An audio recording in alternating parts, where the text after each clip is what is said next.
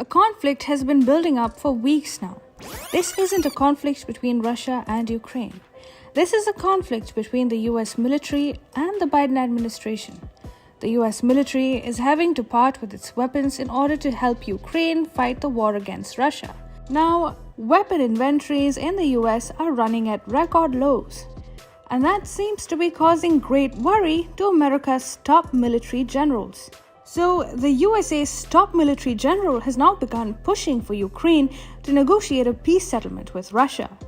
And he is pushing the Biden administration to make sure that Ukraine begins negotiating.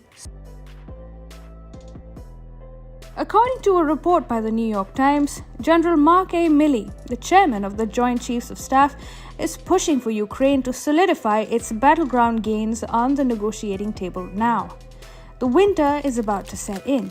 The war in Ukraine is expected to slow down, with little to no action expected on the ground.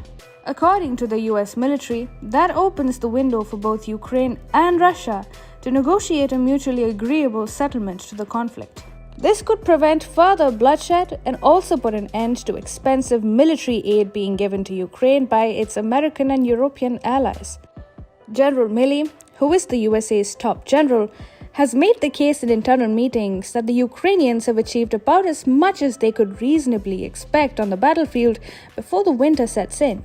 He says now is the time for Ukraine to cement these gains at the negotiating table because nobody knows what the future holds. However, senior aides of President Joe Biden have resisted the idea.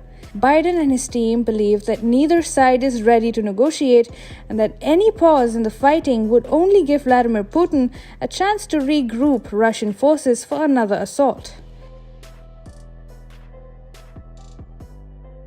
General Milley has pointed out that the Russians are digging trenches and establishing firm lines through much of the occupied territory in preparation for winter.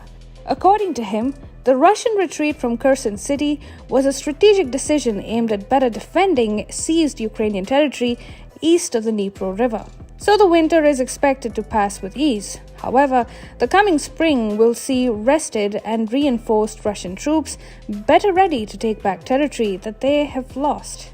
In such a scenario, Ukraine might actually have a lot to lose if it does not seize the opportunity for talks during the winter months. However, Joe Biden is not entertaining any of these arguments and simply wants to keep giving Ukraine fighting material to chase an unrealistic goal of driving Russia out of all territories, including Crimea. The US military knows that this is not possible, which is why it is pushing for talks before things get worse for Ukraine. Essentially, an all-out fault line has emerged out of the White House, with the US military and the Biden administration at striking odds of each other on the question of Ukraine. So who do you think will prevail? The Biden administration